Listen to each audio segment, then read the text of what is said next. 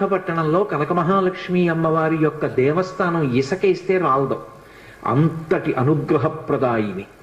ఆ తల్లి పాదముల దగ్గరికి వెళ్ళి నమస్కరించాలి తప్ప ఆవిడ అనుగ్రహించలేనటువంటి విషయం లేదు.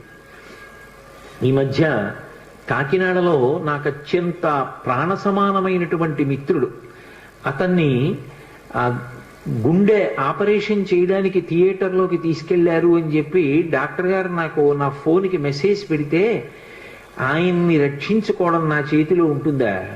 ఆ పరదేవత రక్షించాలి. పసుపు నీళ్లతో కనకమహాలక్ష్మి అమ్మవారికి అభిషేకం చేశా సమయంలో. తిరిగి వచ్చాను, శుభవార్త విన్నాను. ఆ తల్లి గొప్ప అనుగ్రహప్రదాయిని. ఆ తల్లి ఏమివ్వలేదు, ఏదైనా ఇస్తుంది.